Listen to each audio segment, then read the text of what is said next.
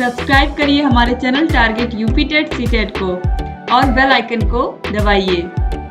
Hello friends, मैं रेनू स्वागत करती हूँ आप सभी भावी अध्यापक एवं अध्यापिकाओं का आपके अपने channel target UP TET CTET में। दोस्तों, आज की इस क्लास में हम पढ़ने वाले हैं आपके डीएलएड थर्ड सेमेस्टर के सेकंड पेपर समावेशी शिक्षा एवं विशिष्ट आवश्यकता वाले बालकों की शिक्षा के अंतर्गत आपके रजन सीरीज के मोस्ट इंपोर्टेंट अध लघुत्तरीय क्वेश्चंस को। आज यहाँ पर हम पढ़ने वाले हैं अध लघुत्तरीय क्वेश्चंस की सीरीज में पार्ट 2, यानी कि जितने भी यहाँ पर प्रश्न हैं आज पार्ट 2 में सब खत्म हो जाएंगे। तो क्वेश्चन नंबर 76 है, सृजनात्मकता के प्रमुख तत्व बताइए। तो मौलिकता, प्रवाह क्षमता, लचीलापन, विस्तार की क्षमता, पुनः परिभाषीकरण, समस्या की अनुभूति, ये सब सृजनात्मकता के प्रमुख तत्व होते हैं। इसमें कहीं भी मितव्ययिता नहीं है। बार बार बहुविकल्पी प्रश्नों में ये प्रश्न पूछता है और ये बहुत इंपॉर्टेंट है। सृजनात्मकता के तत्वों में मौलिकता, प्रवाह क्षमता, लचीलापन, विस्तार की क्षमता, पुनः परिभाषीकरण, ये सब चीजें होनी चाहिए। क्वेश्चन नंबर 77 है, मंद बुद्धि बालकों की बुद्धि लब्धि कितनी होती है। तो मंद बुद्धि बालकों की जो बुद्धि लब्धि होती है वो 25 से 70 के बीच में होती है। क्वेश्चन नंबर 78 है, an enriched curriculum for rapid learners पुस्तक के लेखक कौन है। लता एस हॉलिंगवर्थ, 2019 में पूछा हुआ प्रश्न है। क्वेश्चन नंबर 79 पे आते हैं, एजुकेशनल एंड वोकेशनल गाइडेंस के लेखक कौन है। तो एस के कोचर, 2019 में ही पूछा हुआ प्रश्न है। क्वेश्चन नंबर 80 है, सामान्य बच्चों की बुद्धि लब्धि कितनी होती है। तो सामान्य बच्चों की बुद्धि लब्धि टर्मन के अनुसार 90 से लेकर के 110 के बीच में होती है। क्वेश्चन नंबर 81 है, प्रतिभाशाली बच्चों की बुद्धि लब्धि कितनी होती है। तो प्रतिभाशाली बच्चों की बुद्धि लब्धि 140 से अधिक होती है। क्वेश्चन नंबर 82 पे आते हैं, पर्यवेक्षण का क्या अर्थ है। तो पर्यवेक्षण में विद्यालय की गतिविधियों का मूल्यांकन किया जाता है। इसकी सहायता से अध्यापकों की कार्यकुशलता को बढ़ाया जाता है। पर्यवेक्षण द्वारा शिक्षण अधिगम प्रक्रिया में सुधार लाया जाता है। दोस्तों, पर्यवेक्षण में सिंपल सी चीज है कि जो विद्यालय की गतिविधियां हैं, विद्यालय में किस तरीके से बच्चे पढ़ रहे हैं, कौन कौन सी कक्षाएं चल रही हैं, कौन कौन से विषयों के जो करिकुलम है या पाठ्यक्रम है कितना पूरे हो गए हैं।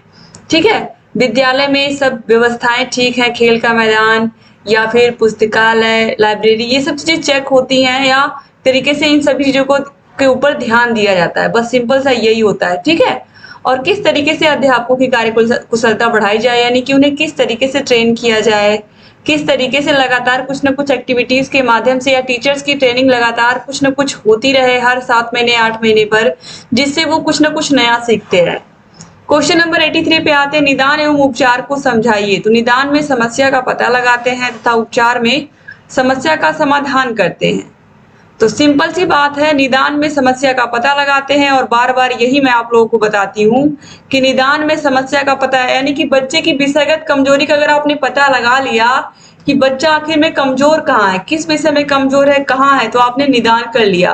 और उसके बाद फिर आप उस तरीके की विधियों का प्रयोग करोगे, उस तरीके की शिक्षा टेक्निक का प्रयोग करोगे, टीचिंग मेथड्स का प्रयोग करोगे कि बच्चे के उस विषय में जो व्यक्तिगत कमजोरी है उसको दूर किया जाए, बार बार अभ्यास करा करके या अलग अलग विधियों का प्रयोग करके। ठीक है, तो ये उपचार हो जाएगा।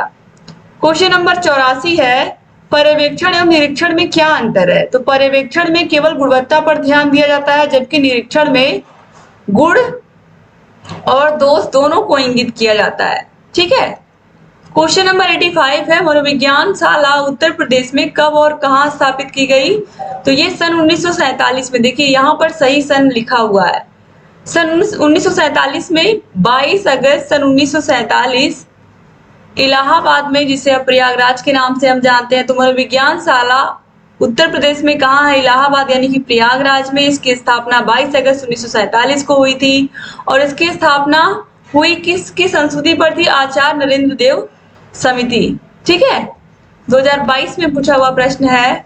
क्वेश्चन नंबर 86, परामर्श में सहयोग देने वाली 2 संस्थाओं के नाम लिखिए। तो डायट है, जिला चिकित्सालय है, मनोविज्ञान शाला है, इन सभी जगहों पर परामर्श मिलता है। क्वेश्चन नंबर 87 पे आते हैं, शिक्षण एवं निर्देशन में अंतर लिखिए। तो शिक्षण एक प्रक्रिया है शिक्षा प्रदान करने की, जबकि निर्देशन में मार्गदर्शन प्रदान किया जाता है। तो ये अंतर होता है शिक्षण और निर्देशन में।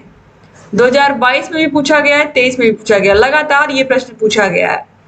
क्वेश्चन नंबर 88 पे आते हैं, शारीरिक विकलांग बालक कौन होते हैं? तो ऐसे बालक जो अस्थि बाधित, दृष्टि बाधित, श्रवण बाधित अथवा मूक बधिर होते हैं शारीरिक विकलांग बालक कहलाते हैं। क्वेश्चन नंबर 89 है, पिछड़ापन मापने की इकाई क्या होती है? तो कैसे हम कहते हैं कि कोई बच्चा मंद बुद्धि का है, पिछड़ी बुद्धि का है, मूर्ख है, अल्प बुद्धि का है, प्रतिभाशाली है, प्रखर बुद्धि का, ये सब हम बुद्धि लब्धि यानी कि आईक्यू को मापने के बाद ही कहते हैं ना। तो पिछड़ापन मापने की इकाई क्या है? बुद्धि लब्धि यानी कि आईक्यू। आईक्यू बराबर बुद्धि लब्धि बराबर मानसिक आयु बटे वास्तविक आयु गुणे 100। 2022 में पूछा हुआ प्रश्न है सबका सब। क्वेश्चन नंबर 90 है, अपंगता के 2 कारण बताइए। तो जन्मजात एवं दुर्घटनावश में से कोई भी हो सकता है। क्वेश्चन नंबर 91 है, समावेशी शिक्षा का सूक्ष्म आशय बताइए। तो समावेशी शिक्षा का सूक्ष्म आशय शिक्षा की सार्वभौमिकता से है, यानी कि शिक्षा सभी बच्चों को, बच्चा किसी भी स्तर का हो, किसी भी जाति, धर्म, लिंग, समुदाय से आता हो, शिक्षा सभी बच्चों को समान रूप से मिलनी चाहिए। शिक्षा का अधिकार सभी बच्चों को है। क्वेश्चन नंबर 92 पे आते हैं, आवाज की समस्या का दोष क्या है? तो आवाज की समस्या वह होती है जब एक व्यक्ति को यह समझ नहीं आता है कि किन परिस्थितियों में ऊंचा बोलना चाहिए तथा किस परिस्थिति में उसे नीचे बोलना चाहिए। ठीक है, यानी कि आवाज की समस्या का दोष मतलब कोई व्यक्ति है, उसको ये नहीं समझ में आता है कि कहाँ पर, अगर आपके पास 2 लोग बैठे होंगे तो आप उनको तेज तेज बोल करके तो इंस्ट्रक्शन नहीं दोगे, लेकिन अगर 20 लोग बैठे होंगे तो थोड़ा सा आवाज आपको तेज करनी पड़ेगी। तो ये अगर समझ नहीं है तो ये क्या है, एक तरीके से आवाज की समस्या का दोष कहलाएगा। क्वेश्चन नंबर 93 है, बुद्धि लब्धि से आप क्या समझते हैं? अथवा बुद्धि लब्धि, बुद्धि परीक्षण हेतु निर्धारित सूत्र लिखिए अथवा शैक्षिक उपलब्धि का सूत्र लिखिए। शैक्षिक उपलब्धि, बुद्धि परीक्षण, बुद्धि लब्धि, ये सब एक ही बात है। और ये देखिए 2018 में पूछा हुआ प्रश्न है, 2018 में, 19 में, 22 में पूछा हुआ प्रश्न है। तो मानसिक आयु अथवा वास्तविक आयु के अनुपात में 100 से गुणा करने पर जो अंक प्राप्त होता है उसे ही बुद्धि लब्धि कहते हैं। तो बुद्धि लब्धि बराबर मानसिक आयु बटे वास्तविक आयु गुणे 100। क्वेश्चन नंबर 94 पे आते हैं, शैक्षिक रूप से पिछड़े बालकों की परिभाषा सिरिल बर्ड के अनुसार लिखें। तो पिछड़े बच्चे वे कहलाते हैं जिनकी बुद्धि लब्धि या बुद्धि लब्धांक शिक्षा अंक 85 से कम होता है। किसने कहा है? सिरिल बर्ड ने। क्वेश्चन नंबर 95 है, किसका कथन है विशिष्ट बालक जैसा कि बाल मनोविज्ञान में प्रयुक्त होता है से तात्पर्य अत्यधिक प्रवीण व प्रतिभाशाली बालकों के साथ साथ उन बालकों से भी है जो निम्न बुद्धि या शिक्षण असमर्थताओं के होते हैं। तो राइट आंसर है ये कथन रेवर का है। क्वेश्चन नंबर 96 है, पिछड़े बच्चों से आप क्या समझते हैं? तो सॉर्नेल के अनुसार पिछड़ा हुआ बच्चा वह है जो अपनी आयु के अन्य बच्चों की तुलना में अत्यधिक शैक्षिक दुर्बलता को प्रदर्शित करे। यानी कि अपने अगर कक्षा 3 में है वो बच्चा तो अपने कक्षा 3 के बच्चों का ना तो सवाल हल कर पाता है, ना तो उनके अकॉर्डिंग अगर वो चैप्टर नंबर 6 पे पहुंच गया तो चैप्टर नंबर 1-2 पे अभी चल रहा है बच्चा, तो इसीलिए ऐसे बच्चों को पिछड़ा बालक कह देते हैं। क्वेश्चन नंबर 97 है, पिछड़े बालकों की विशेषताएं बताइए अथवा पिछड़े बालकों की 2 विशेषताएं बताइए। तो पिछड़े बच्चों की बुद्धि लब्धि सामान्य औसत से थोड़ी सी कम होती है। इन बच्चों का अधिगम स्तर भी मंद होता है। मैंने कहा कि इन लोगों को सिखाने में समय लगता है, ये धीरे धीरे सीखते हैं और बच्चों की अपेक्षा। पिछड़े बच्चों का व्यवहार असमायोजित होता है। पिछड़े बच्चे जीवन में निराशा का अनुभव करते हैं। 2019 और 2023 में पूछा हुआ प्रश्न है। क्वेश्चन नंबर 98 है, पिछड़े बालकों की शिक्षा व्यवस्था कैसी होनी चाहिए? तो पिछड़े बालकों के लिए विद्यालय का वातावरण भयमुक्त होना चाहिए। पिछड़े बालकों के मानसिक योग्यता के लिए पाठ्यक्रम को तय करना चाहिए।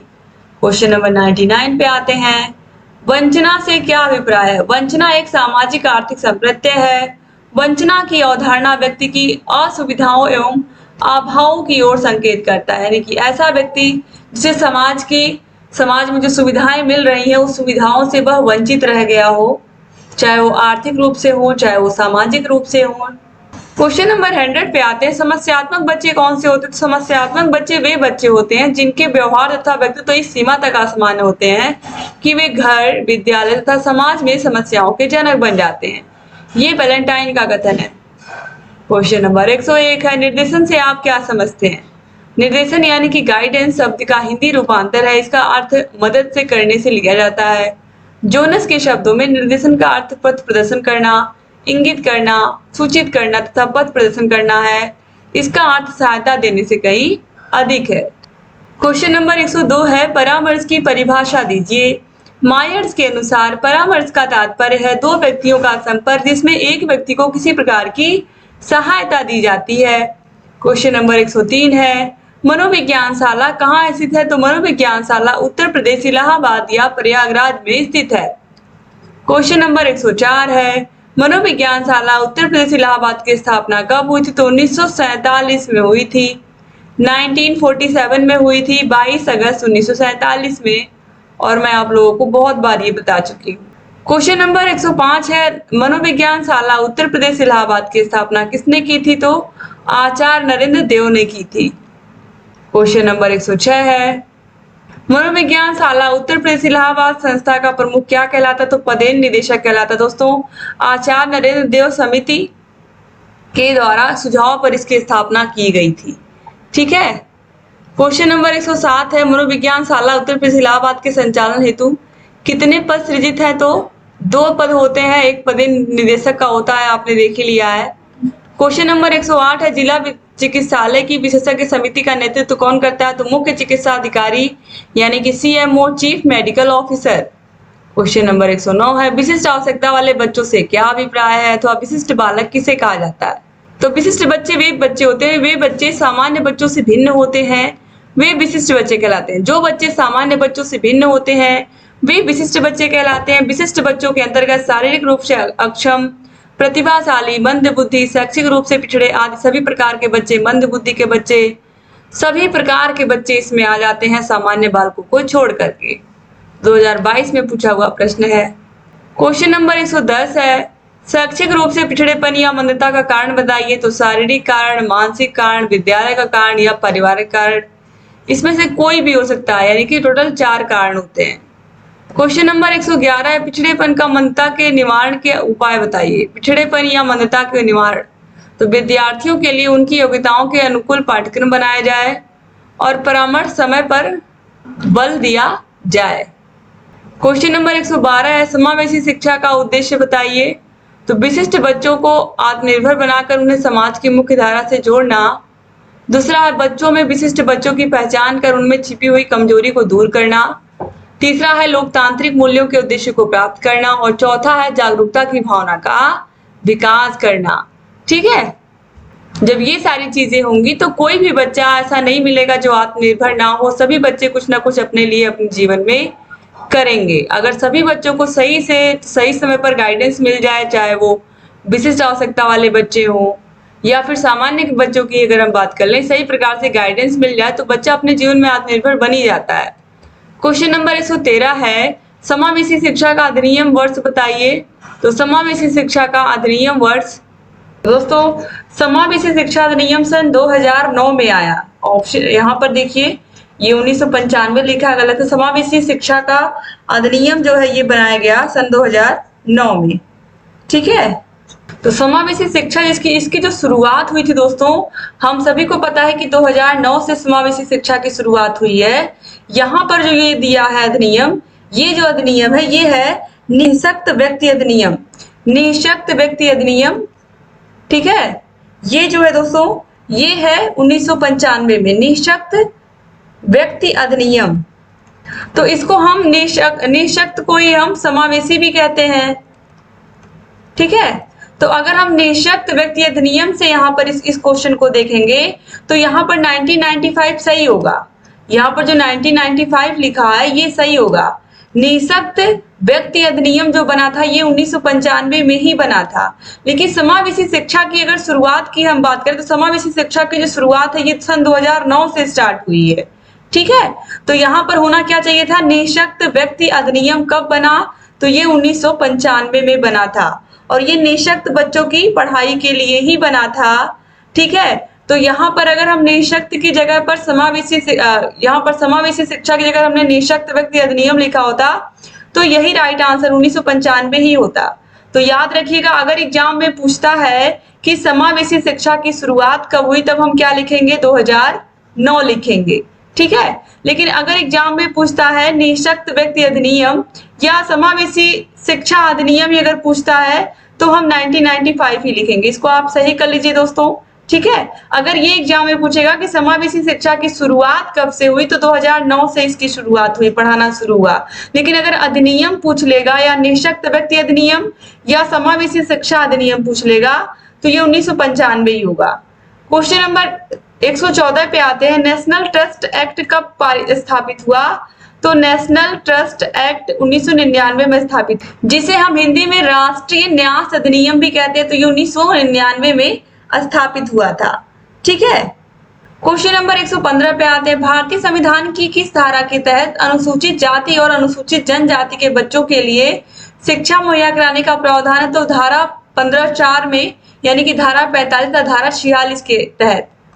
क्वेश्चन नंबर 116 है, समावेशी शिक्षा का महत्व या आवश्यकता बताइए। तो समावेशी शिक्षा द्वारा विशिष्ट बच्चों के अंदर छिपी हुई प्रतिभा को निखारा जाता है। समावेशी शिक्षा के द्वारा बच्चों को आत्मनिर्भर बनाया जाता है। समावेशी शिक्षा के द्वारा बच्चों में जागरूकता की भावना का विकास किया जाता है।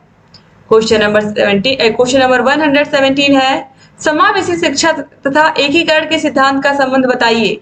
तो समावेशी शिक्षा तथा एकीकरण के सिद्धांत का संबंध कनाडा एवं अमेरिका से जुड़ा हुआ है। क्वेश्चन नंबर 118 है, ईडीएसएस का पूरा नाम बताइए, इसे किस वर्ष प्रारंभ किया गया? तो ईडीएसएस का पूरा नाम माध्यमिक स्तर पर निःशक्त जन समावेशी शिक्षा योजना है, जिसका आरंभ सन 2009-10 में हुआ। इसी की बात मैं कर रही थी कि निःशक्त जन समावेशी शिक्षा की शुरुआत कब से हुई? तो सन 2009 से हुई, ठीक है।